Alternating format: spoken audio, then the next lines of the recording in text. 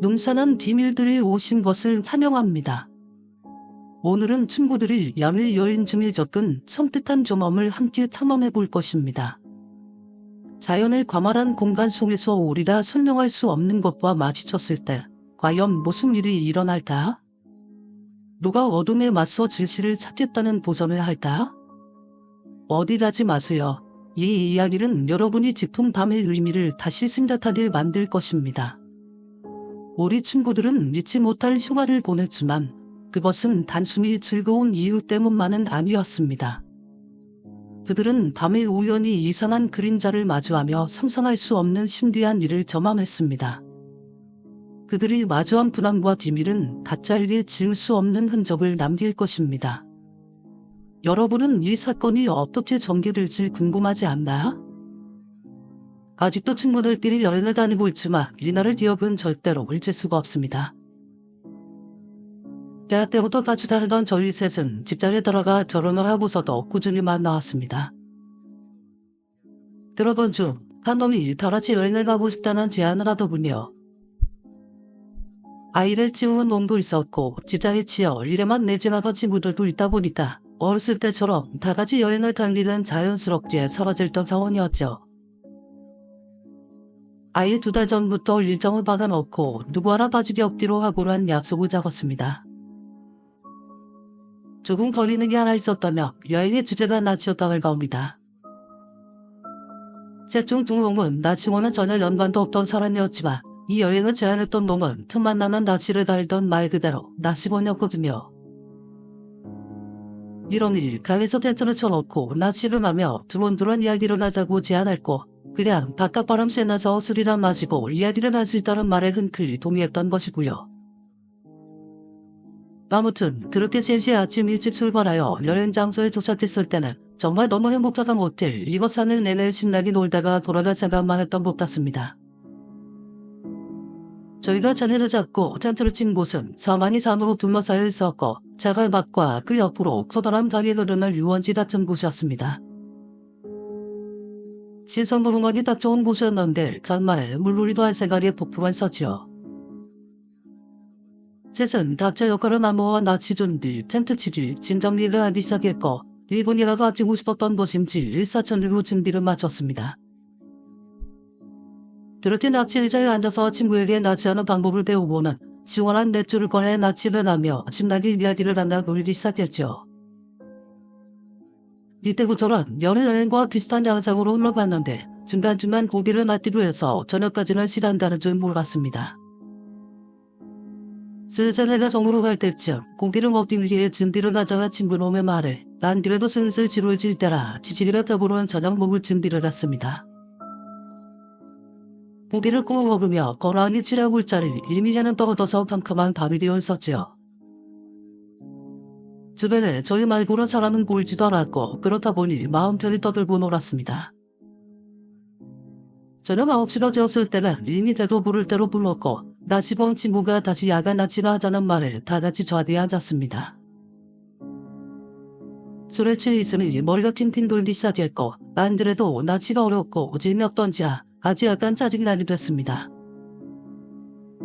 이러다가 아무 전조 증상도 없이 잠에 들게 되며 오늘 하루로 날린다는 생각이 들었거든요. 그래서 잃어버리지 말고 어디 주변에나 사진지 보는 게 어떻겠냐고 제안했습니다. 그러자 다른 친구도 저랑 같은 생각이었는지 여기 4번 8번이 산인데 스시로 담력 체험을 해보는 게 어떻겠냐고 하는 겁니다. 순간 갑자기 왜 담력 체험이라는 생각이 들었지만 어렸을 적 치료하는 시절이 생각나서 야밤에 돌아다니는 게 재밌겠다고 느껴지는 겁니다. 나치하는 친구는 그런 저희의 마음을 알았는지 알겠다고 술도 깰 겸 돌아다니면서 바람이나 쐬자고 하며 낚싯대를 거두었습니다. 이때가 동안 해도 전혀 걱도 나지 않았고 그저 어두운 산을 탐험하는 거라고 생각했죠. 하지만 막상 산 입구에 서서 시커먼 하늘 보고 있자니 약간 두려움도 느껴졌습니다. 친구들도 같은 생각이었을지 모르겠지만 조심스럽게 안쪽으로 가보자고 하더군요. 처음 산을 오를 때는 무서움보다는 앞이 보이지 않았고 길도 제대로 나있지 않는 곳에서 출발하다 보니 바닥만 보며 올라갔습니다. 한짝도 제대로 보이지 않던 상황이라 대단히 새로울 건 없었지만 오늘날 내내 쓸데없는 말만 하나서 계속 걷기만 했던 것 같습니다. 그 건물이 나오기 전까지 말이죠. 가장 올라가던 중 청지가 나왔는데 건물이라고 말하기도 뭐할 정도로 작은 1층짜리 매스 건물이 나왔고 한눈에 봐도 사람이 사는 것 같진 않았습니다. 정확히는 그저 창고로 사용하는 곳이 아닐까 싶을 정도의 크기였죠. 창문은 이미 깨져서 커다란 구멍이 나 있었고 저런간의 입구조차도 아무것도 없이 휑하니 뚫려 있었습니다.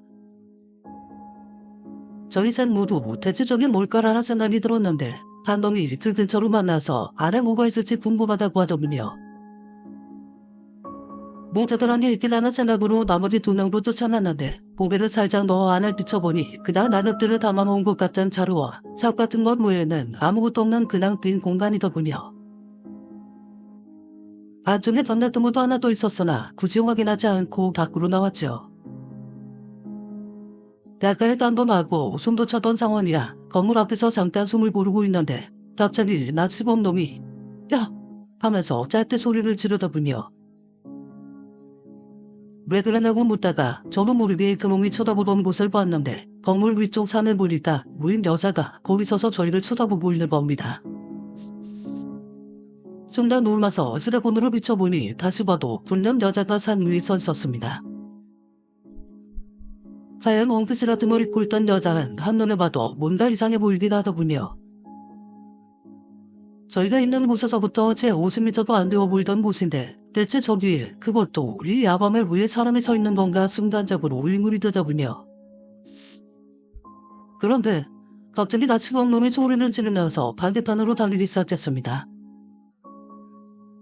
깜짝 놀람과 동시에 자동적으로 그놈을 쫓아 달리기 시작했고 왜 그러냐고 물으면서 뒤쫓아갔지만 그놈은 멈추지 않고 달리고 있었습니다. 멈추라고 힘들내고 말하면서 몸을 말렸지만 끝내 멈추지 않았고 그 산은 어떻게 내려온 것인지 정신을 차렸을 때는 이미 도로가에 서 있었죠. 저랑 같이 돌아가던 친구는 대체 왜 난리를 치는 거냐고 물었지만 나치광은 말도 없이 주변을 살폈고 계속 무리가 뛰어왔던 뒤를 뒤돌아봤습니다. 아니 얘가 왜 이럴까 싶은 생각에 가능전 있었던 일은 까마득히 잊고 있었는데 대체 어디서 나타난 곳인지 저 멀리서 천천히 오고 있던 택시를 붙였더군요. 가끔 집안일 갈 때면 왕복 2차선에 삭달아 있는 도를 넣는데 전혀 차가 없을 것 같은 이곳에서 떡하니 택시가 나타났고 나치광은 그 택시를 붙잡았습니다. 거의 장제로 차를 세우고 타니 저희도 따라탈 수밖에 없었고 기사님을 포함해 3명은 나치광 몸을 보고는 당황할 수밖에 없었죠. 택시 기사님은 이걸 끝났다고 하셨고 다른 한 분이 원래 저희가 있던 텐트 위치를 열심히 살펴냈으며 저는 옆에 있던 나치광에게 그만 정신 차리라고 연거푸 이야기하고 있었습니다. 기사님은 친구가 설명한 위치를 이해하지 못하셨기 때문에 일단 차내어서 설명해달라고 하고는 차를 모셨는데 어느 순간이 되자 아무래도 유턴을 해야 될 것 같다고 하시고 차를 부르셨습니다. 그때까지도 여전히 나치광은 말 한마디 하지 않고는 얼굴을 밑으로 닫고 있었고요. 저는 이유를 알 수 없으니 답답한 노릇이었지만 일단 내려서 자세히 말하기로 하고 저도 한숨 돌릴 생각으로 밖을 보고 있는데 앞에 앉았던 놈이 또 소리를 치는 겁니다. 그리고 말도 안 되는 광경을 목격하게 되었지요. 아까 그 여자가 도로가에 나와 서 있는 겁니다.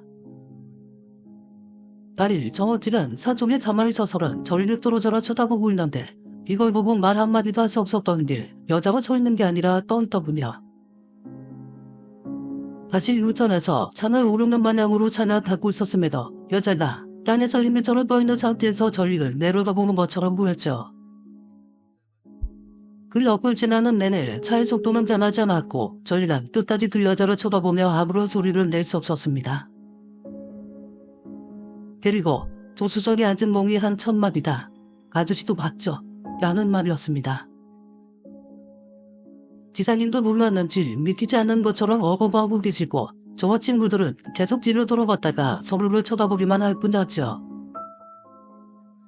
제일 많이 했던 말이 저 여자 뭐냐? 였는데 대답을 얻고 그저 물음만 있을 뿐이었습니다. 원래 저희가 텐트를 친 곳에 도착지 내리고는 대충 장dum을 때리고 택시를 떠나보냈는데 다가오자마자 먹다 먹었던 소주를 들이쳐보는 이야기가 시작됐습니다. 그제서야 나치머니 도망친 이유도 알 수 있었죠. 번호를 들어보던 중 맨 처음 그 여자를 발견했을 때 제대로 보이진 않았지만 제를 휴대폰 플래시를 비췄을 때 깜짝 놀랐답니다. 우리가 사이라고 생각했던 곳은 사실상 정사각 90도에 가까울 정도로 절벽이었고 그 위에 여자가 부자연스럽게 서 있었다는 겁니다. 저를 디딜 곳도 없는 곳에 수직으로 서 있으니까 저건 사람이 아니라는 생각이 들었대요. 그 생각이 들자 그대로 도망쳤던 곳이었는데 문제는 그 여자가 저희를 따라온 것인지 저희가 빠져나온 곳으로 차를 타고 갈 때 또다시 우리 앞에 나타난 것이죠. 그녀는 사장을 다했고 우리가 스스로 사람이 아니었겠냐고 했지만 땅에 떠있던 모습을 다같이 봤으니 지신이었다는 결론밖에 나오지 않았습니다. 결국 그날 밤은 다 큰 남자 셋이서 텐트에 옹기종기 모여 자게 되었고요. 다음날이 되어서도 여전히 그 여운이 남아서 텐트를 잡고 시내로 나가 돌았습니다. 다행히 감에 눈이 가라 이곳까지 여자가 쫓아오진 않았지만 도저히 그곳에 못 있을 것 같다는 게 전 모두가 말했던 것이었지요. 아직도 가끔 만나면 그때 이야기는 하지만 어느 누구 하라 서로를 놀리진 않습니다. 오늘의 이야기는 단순한 야밀 여인이 아닙니다. 그곳은 우리가 볼 수 없는 곳과 마주하게 되는 믿지 못할 만남이었습니다. 이 이야기가 흥미로웠다면 음산한 비밀들 채널을 좋아요와 구독으로 응원해주세요. 여러분의 경험이나 들은 기이한 이야기를 아래 댓글로 공유해 주시면 감사하겠습니다. 시청해주셔서 감사합니다. 어둠 속에는 우리가 상상하지 못하는 비밀이 언제나 숨겨져 있습니다.